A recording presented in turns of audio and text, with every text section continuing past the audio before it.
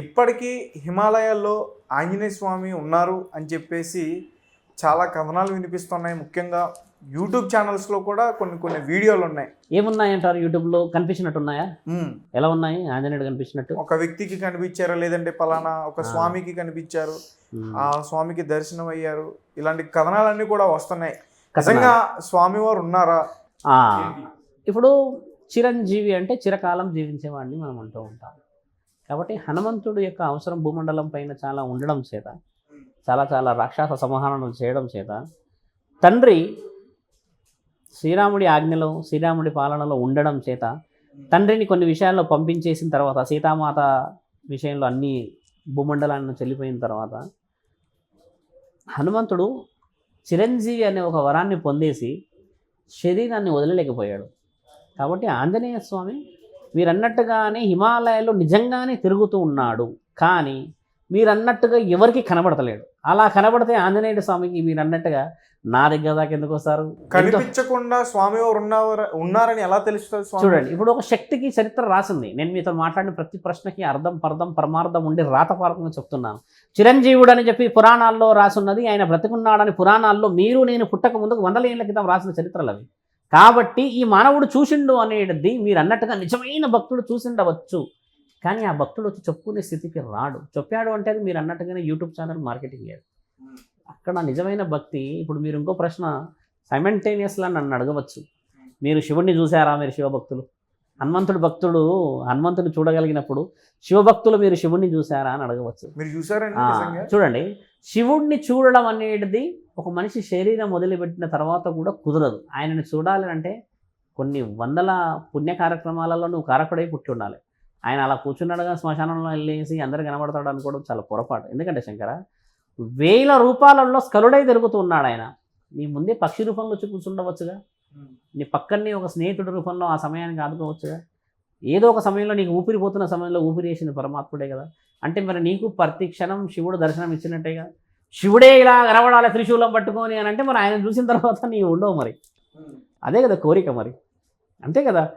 పరమాత్ముడికి నువ్వు అంతా తెలిసిపోయాక నిన్నెందుకు పెడతాడు? మరి it is a divine secret. Okay, అంతే కదా. అందుకని రూపాలలో కనిపిస్తాడు. దానికి ముఖ్యమైన శక్తులు ఉన్నాయి. కళలు కనబడ్డారంటారు కొంతమంది, మాకు చెట్టు మీద ఒక పావురంలా కనబడ్డాడు అంటారు. ఆ కనబడ్డానికి గల కారణం ఏంటంటే నీకు దిశానిర్దేశం, ఇలా వెళ్ళు, అలా వెళ్ళు, ఈ మార్గానికి అక్కడ వచ్చాడు, ఇది చెప్పగలుగుతాడు. కానీ సాక్షాత్తు నేను పరమేశ్వరుణ్ణి, నువ్వు యూటర్న్ తీసుకొని లెఫ్ట్కి వెళ్ళిన ఆయన అని చెప్పాడు. ఎక్కడ అబద్ధం మాట అది. Okay, right. అయితే ఇప్పటికీ కూడా తిరుమల దేవస్థానంలో స్వామివారికి వెనకాల జుట్టు ఉన్నదని చెప్పేసి, అవును, వాస్తవమేగా, నిజమేగా, అది రుజువు చేసి పడ్డాయిగా కూడా. పెద్ద వేద పండితులు చాలామంది చెప్పారు, చూసిన వాళ్ళు. కాబట్టి మళ్ళీ ఎందుకు ఉన్నది అని అడగాలి మీరు, ఉన్నాయా అని అడగడం కాదు. ఎందుకంటే చూడండి, కలియుగంలో ప్రత్యక్షంగా పూజించబడేవాడు వెంకటేశ్వర స్వామి. సో ఆయన వచ్చేసి మీ ఆఫీస్లో head of the department HR అనుకుందాం, సిఎండి కానీ హెచ్ఆర్. సో ఈ భూమండలానికి అధిపతి ఇప్పుడు వెంకటేశ్వర స్వామి. శివుడు కదా అని అనకూడదు. ఎందుకంటే ఓ యుగంలో రాముడు అయ్యాడుగా, ఓ యుగంలో శ్రీకృష్ణుడు అయ్యాడుగా. భూమండలానికి అధిపతి వెంకటేశ్వర స్వామి కలియుగంలో, యుగంలో, భూమండలంలో కాదు. ఒక్కొక్క యుగానికి ఒక త్రేతాయుగంలో, తర్వాత ద్వాపర యుగంలో శ్రీకృష్ణుడు రాముడు ఎలా పూజించబడ్డారో, కలియుగంలో శ్రీ శ్రీ శ్రీ వెంకటేశ్వర స్వామి 2 తల్లులతో కొలువై ఉన్న మండలం అది. కాబట్టి ఏ అప్రూవల్ అయినా కూడా కలియుగ ప్రత్యక్ష దైవం. ఆయన ప్రత్యక్షంగా కనబడుతున్న వాళ్ళు లక్షల్లో చెప్పారు, అది నిజమేగా. భక్తులే చెప్పారు కదా. మరి అంత పెద్ద కొండ మీద ఆయన ఎంత పైకి వెళ్తాం, 11-12 కిలోమీటర్ల పైకి దారి, అక్కడెక్కడో ఉండి ఎవరికో దర్శనం ఇచ్చేసి ఆయన అన్ని పనులు చేసేవాడికి ఈ భూమండలం మీద అత్యంత ఖరీదైన దేవాలయాల్లో మొదటిది మనదే కదా, తిరుమల తిరుపతి దేవస్థానం. మరి విలువ లేనిది ఆయనకు విలువ వచ్చిందంటారా? అది సంపాదించాడు. ఏ రోజైతే రాముడికి అంతటి విలువ వచ్చిందో, ఎప్పుడైతే శ్రీకృష్ణుడికి అంతటి విలువ వచ్చిందో, అలాగే కలియుగంలో ఆయనకి అంతటి విలువ ఉంది. కాబట్టి ఇవన్నీ ఏంటంటే దైవశక్తులకి మార్గాలు ఇచ్చారు. కాబట్టి మీరన్నది అది ముమ్మాటికి నిజమే, ఆ విగ్రహం మీరు అన్నట్టుగానే. 365 రోజులు ఒక రాయి నిద్రపోతుంది 1 నిమిషం అంటారు, అది ఎంతవరకు వాస్తవం? ఏ రాయి నిద్రపోతుందని చెప్పారు మీకు? రాయి పేరు చెప్పగలరా? పూజించే రాయి ఏదైతే ఉందో, యాగంటిలో ఉన్న మహానందిలో ఉన్న ఒక రాయి, బసవేశ్వరుడు అంటే రంకె వేస్తాడు అన్న ఒక రాయి తప్పితే ఈ భూమండలంలో ఏ రాయి నిద్రపోదు, ఏ రాయి పైకి ఎగరదు. ఎందుకంటే అన్ని రాళ్ళు నిద్రపోయి అన్ని రాళ్ళు అదైపోతే ఇంతమంది మానవులను కొట్టి దాని ఎందుకు లేపుతాం? దానికి శరీరం ఉంటుంది కదా. ఏదో ఒక రోజు నిద్రపోయిన వాడు కొడతాడని లేపితే అడుగుతుంది కదా, నన్ను నిద్ర లేపుతున్నామని. రుజువులు చూపించాలి. మీరు అన్న ప్రశ్న ఏంటంటే మిత్రమా, అవాస్తవికమైన సమాజానికి నిరుపయోగకరమైన ప్రశ్న. ఒకే ఒక్క రాయి భూమండలం మీద పెరిగేది మన ఇప్పుడున్న ఈ తెలంగాణలో ఉంది, యాగంటిలో ఉన్నది. మీకు తెలిసిందే, ఆ నందీశ్వరుడు పెరుగుతున్నాడు అనేది రుజువు ఉంది కదా అక్కడ. కాబట్టి ఆ రుజువును మాట్లాడుకోవచ్చు. మిగతా ఏ రాళ్ళు నిద్రపోతాయనడానికి లేదు. రాళ్ళు నిద్రపోవడం ఏంది శంకర? రాళ్లకు రూపాలు ఉంటాయి, కానీ రూపాలు ఎలా వస్తాయి? ఒక మానవుడు కానీ రూపం లేని రాయిని ఎందుకు పూజిస్తున్నారు మరి? రూపం లేని రాయిని ఎవరు దిద్దారు మిత్రమా? చాలా మంచి బలమైన ప్రశ్నమా. ఒక రూపం లేని రాయిని ఎవరు తీర్చిదిద్దారు అంటున్నాను. ఎవరు తీర్చిదిద్దారు అంటే, ఒక మానవుడు ఈ ఎడమకాలు ఇలా పెట్టి తండ్రి గుండెలపై సుత్తె పెట్టి ఇలా కొడతాడు. కొట్టున్నప్పుడు మరి రూపం లేని రాయికి విలువ ఎలా వచ్చింది? అదే రూపాన్ని మళ్ళీ దండలేసి ఎన్నో వలమూలికలతోని అష్ట సుగంధాలతోని పూజలు చేసి మనం వేస్తూ ఉంటాం. సుప్రభాతాల కార్యక్రమాల్లో పంచామృతంతో చేస్తూ ఉంటాం. మరి ఆ విలువ ఎవరు తెచ్చింది? అది పరమాత్ముడైతే నేను ప్రత్యక్షంగా కనబడి మాట్లాడుతున్నాను అని చెప్పాడు కదా. రాయిలో నేను ఉన్నాను బిడ్డ, నన్ను పూజించమని ఎక్కడ రాసి పెట్టలేదు శంకర. ఆయన ప్రత్యక్షంగా మాట్లాడాడు. ప్రతి దేవతకి ఒక వరము చేత కనబడి మాట్లాడిన దేవతలే ఉన్నారే, కానీ మీరు అన్నట్టుగా నన్ను చిత్రపటాల్లో చూడండి, రాయిలో చెక్కి పూజించండి అని రాసి లేదు. మానవుడు ప్రతిసారి చూడలేడు కాబట్టి చెక్కుకొని ప్రత్యక్షంగా మూర్తి పెట్టుకున్నాడు ముంగడ.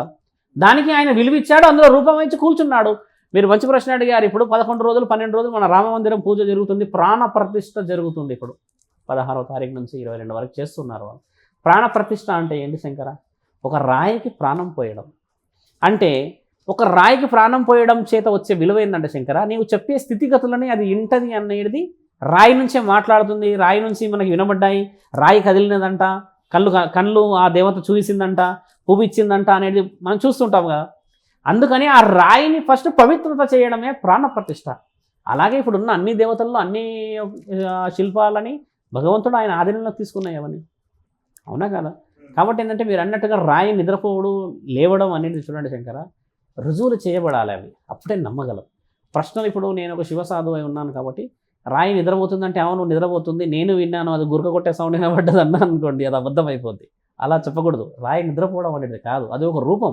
అంటే పూర్వం హిందూ దేవాలయాలు చాలా పెద్దగా ఉండేవి. ఇప్పుడు ఎక్కువగా క్రిస్టియానిటీ ఎక్కువ పెరిగిపోయి ఈ భూమండలంలోనే అత్యధికంగా ఉన్న వాళ్ళు. అవును, చాలా మంచి ప్రశ్న. వాళ్ళ చర్చలు చాలా పెద్ద, ఒక హిందూ దేవాలయాలు ఎలా ఉన్నాయో ఇప్పుడు వాళ్ళ చర్చిల్లో అంత పెద్ద ఎత్తున కడుతున్నారు, పెద్దగా ఉంటున్నాయి. అండ్ వాళ్ళు కూడా ఈ మధ్య కాలంలో నార్మల్గా హిందువులు గుండు చేయించుకుంటారు కదా స్వామి, దాన్ని ఏమంటారు? అవును, మనం కేశఖండన చేసి అందరం కేశఖండన. ఇప్పుడు వాళ్ళు కూడా కొన్ని చర్చల్లో కేశఖండన జరుపుతున్నారు. సో దాని గురించి అయితే చూడండి, మనము ఒకప్పుడు మానవుడు ఇప్పుడున్న ఈ హైట్ 3 ఫీట్లు 4 ఫీట్లు 5 ఫీట్లు 6 ఫీట్లు 6-6.5 వరకు ఉన్నారు అంతే హైట్. మన హైట్ ఒకప్పుడు 12-13 ఫీట్లు ఉండేవాళ్ళు అనేది రుజువులు ఉన్నాయి. కాబట్టి వారికి స్థాయికి సంబంధించిన విధంగా గుళ్ళు కట్టుకున్నారు. పెద్ద పెద్ద గుడులు ఇంతకుముందుకు పెద్దగా ఎందుకు ఉంటాయంటే, గోపురాలు కానీ మనము వెళ్ళే ద్వారాలు కానీ ఎందుకు అంత పెద్దగా ఉంటాయంటే, ఆ మనిషి 12 అడుగుల హైట్ ఉంటాడు. మరి 12 అడుగులు ఉన్న అతను మినిమం 20-25 అడుగుల గోడ కట్టుకుంటేనే కదా విలువ. ఇప్పుడు మీరున్నారు, మీకంటే హైటే కడతారు కదా శంకర. కాబట్టి మీరు అన్నట్టుగా అప్పట్లో దేవాలయాలు అంత పెద్దగా ఉండడానికి గల కారణం ఏంటంటే, మానవుడు కూడా అంతే హైట్ ఉండేవాడు, బలంగా ఉండేవాడు. అప్పట్లో వస్తువులన్నీ ఏనుగుల ద్వారా స్వీకరించి బలమైన వస్తువులు తెచ్చి కట్టేవాళ్ళు. ఇప్పుడు క్రిస్టియానిటీయే ఈ భూమండలంలో అత్యధికంగా పూజించబడుతుంది అన్న ఒక ప్రశ్నను మీరు వేశారు. చాలా మంచి బలమైన ప్రశ్న. మొదటి స్థానంలో కొబ్బరికాయలు కూడా కొడుతున్నారు. అయితే ఈ ప్రశ్న చూడండి మిత్రమా, కొబ్బరికాయలు తర్వాత ఏదైనా బలి కానీ, బొట్లు కానీ, చీరలు కానీ, గంధం కానీ పెట్టుకోవడం చేస్తూ వస్తున్నారు. మాకే కొన్ని సందర్భాలు ఎదురయ్యాయి. ఇప్పుడు వాళ్ళు ఎందుకు చేసుకొస్తున్నారు అని అంటే చూడండి శంకర, వీళ్ళు స్వతహాగా హిందువుల శరీరంలో ఉన్న వ్యక్తులే. ఒకప్పుడు భూమండలం మొత్తం హిందూ అనే మనకు తెలిసిందే కదా, నువ్వే అన్నావు. ఇప్పుడు ఒకప్పుడు హిందువులమే కదా స్వామి అని మీరు అన్నప్పుడు, ఒకప్పుడు హిందువులమే మనందరం. తర్వాత పాశ్చాత్య దేశాల నుంచి వచ్చిన తర్వాత వాళ్ళు కూడా అభివృద్ధి చెంది వాళ్ళ యొక్క దేవతలను స్థితిగతులను పెంచుకొని మొదటి స్థానంలో ఉన్నారు. ఇప్పుడు వాళ్ళు హిందువులు అనేవాళ్ళు మనం ఖచ్చితంగా 4వ స్థానంలో ఉన్నాం. మొదటి స్థానంలో క్రిస్టియానిటీ ఉండడం చేత వాళ్ళు ఖచ్చితంగా పూజలు పురస్కారాలు చేసి ఇప్పుడిప్పుడే ఎందుకు వస్తున్నారు ఈ మధ్య అని అంటే మిత్రమా, మీరు ముమ్మాటికి ఈ ప్రశ్నని చాలా పెకిలించి అడగవచ్చు. మధ్య కలిసిన వాళ్ళు వీళ్ళంతా మళ్ళీ ధర్మం వైపే వచ్చేస్తున్నారు. అక్కడ ఏదో అయిపోతుందన్న ఆశకి వెళ్ళారు, అక్కడ నిజంగా భక్తి విషయంలో చూసి మళ్ళీ ఇక్కడికి వచ్చేసారు. అంటే చూడండి, వాళ్ళు మనసుని ఎవరో ఒకరు ప్రేరేపించడం ద్వారా వెళ్ళిపోయిన వ్యక్తులే వీళ్ళంతా. అంటే కల్పితం జరిగినట్టే కదా అక్కడ. ఇప్పుడు మీరు అన్నట్టుగా మన భారతదేశంలోనే ఎక్కువ హిందూ కనబడి మిగతా దేశాలలో చూసుకుంటే క్రిస్టియానిటీ కనబడుతుంది. అంటే వాళ్ళ పాశ్చాత్య దేశాల సంస్కృతి మన కొంచెం అడ్వాన్స్గా ఉండడం చేత ముందుకెళ్తుంది. ఇప్పుడు మీరు మన భూమండలంలో చూసుకుంటే రెండో స్థానంలోకి వచ్చేసి వేరే మతస్థులు ఉన్నారు కదా. ఇప్పుడు మనం చూసినట్టుగా సాయిబుల వంశస్థులు ఉన్నారు, వీళ్ళు ముస్లిమ్స్ అంటాం. వీళ్ళు రెండో స్థానంలో ఉన్నారు భూమండలంలో. పూజా విషయంలో పూజని వాళ్ళు వెళ్ళే కార్యక్రమాలు, నమాజులు చేయడం భక్తితో ఉంటారు వాళ్ళు చేసే పూజల్లో. మూడో స్థానంలో ఎవరున్నారు అసలు? ఇప్పుడు భూమండలం మొత్తం అత్యధికంగా ఎదురు చూస్తున్న ప్రశ్న ఇదే. మీరు అన్నట్టుగానే మూడో స్థానంలో ఉన్నది దేవుడే లేడు అని చెప్పే మనుషులు. కాబట్టి దేవుడే లేడు అని రుజువు చేసేయడానికి గొడవ పడుతున్నారు చాలామంది. దేవుడే లేడయా, శిల్పాల్లో పూజించడం ఏంటి, ఆత్మలా కనబడడం ఏంటి? వాళ్ళదొక మతమా? వాళ్ళొక మతం కాదు, వాళ్ళు కల్పితంలో ఉన్న మతస్థులు కూడా కాదు. వాళ్ళు కల్పితంలో ఉన్న మైండ్ సెట్, వాళ్ళ స్థితిగతులు అనేటివి, వాళ్ళ ఆలోచన. క్రిస్టియన్ మతమే లేదంటున్నారు మీరు. క్రిస్టియన్ మతం కాదు శంకర. క్రిస్టియన్ మతం వచ్చేసి మొదటి స్థానంలో ఉంది అంటున్నా పూజించడంలో. రెండో స్థానంలో ముస్లిమ్స్ ఉన్నారు అంటున్నా పూజించడంలో. మూడో స్థానంలో ఉన్నారు నాస్తికులు, దేవుడే లేడు అని మద్యపానాన్ని స్వీకరించేసి అలా పడుకునే వాళ్ళు. భగవద్గీతలో అర్జునుడు వెళ్ళినప్పుడు రాసిన ఒక మనిషి 5 రూట్ల 4వ స్థానంలో ఉంది శంకర. రుజువు చేయమన్నా చేస్తాను నీకు నేను. 4వ స్థానంలో. ఎన్ని రోజులకు ఒకసారి వెళ్తారు మీరు మందిరానికి? నిజంగా చెప్పండి, వీడియో రికార్డులో ఉన్నారు. ఎన్ని రోజులకు ఒకసారి వెళ్తారు గుడికి? వారానికి ఒకసారి. అలా వెళ్ళినప్పుడు ఎంతసేపు కూర్చుంటారు అక్కడ మీరు? పావు గంట, అరగంట, గంట అనుకుందాం. ఆ రోజు మీకు పనే ఉందనుకుందాం, ఏదో విషయం ఉందనుకుందాం. ఒక్కళ్ళు వెళ్తారా, కుటుంబంతో వెళ్తారా? ఒక్కరినే వెళ్తారు, నా వీలుని బట్టి కుటుంబంతో వెళ్ళవు, మ్యాక్సిమం ఒక్కరిమే వెళ్తారు. క్రిస్టియానిటీ వాళ్ళు ఏం చేస్తారు, ఆదివారం అని ఫ్రైడే అని కుటుంబం అంతా వెళ్తారు. ఎక్కువ శాతం అదే గమనిస్తాం, బైబిల్ పట్టుకొని వెళ్తూనే ఉంటారు. వాళ్ళని మనం కొంచెం చూస్తూ గమనిస్తూ ఉంటాం. అంటే వాళ్ళ కుటుంబం అంతా వెళ్ళేసి ఖచ్చితంగా వారం అక్కడ కూర్చుంటారు. మీరు వారం వెళ్తూ ఉంటారు. వాళ్ళు ఏం చేస్తారు, ఖచ్చితంగా ఈ వారం కుటుంబంతో పాటే వెళ్ళాలి అని చెప్పేసి వాళ్ళు మొత్తం ఒక సమూహంగా కనబడుతుంది ఆ గుడి అంతా. 100 మందో 200 మందో 50 మందో ఇట్లా గుంపు అయితే కనబడుతుంది. మన దగ్గర గుంపు అయితే కనబడదు కదా కొన్ని పుణ్యక్షేత్రాల్లో. వాళ్ళందరూ వారంలో ఒకసారి వెళ్తే అంతమంది గుంపు కనిపిస్తున్నారు, మరి మిగతా వారాలు అసలు ఎవరు ఉండరు. మరి ఇక్కడ దేవాలయాలు అలా కాదు కదా, రోజు పండితులు ఉంటారు, ఎవరో ఒకరు వెళ్తానే. వాళ్ళు ఏం చేశారు 100 మందిని మార్చారు. మీరు ఎంతమందిని హిందువులుగా మార్చారు? ఎందుకంటే రికార్డింగ్లో ఉంది, మీరు మీ మనసుపై చేతి పట్టుకొని చెప్పాలి. వాళ్ళ 100ల్లో సంఖ్యల్ని మార్చారు వాళ్ళ మతస్థులకి, మీరు ఎంతమందిని హిందువులాగా మార్చారు?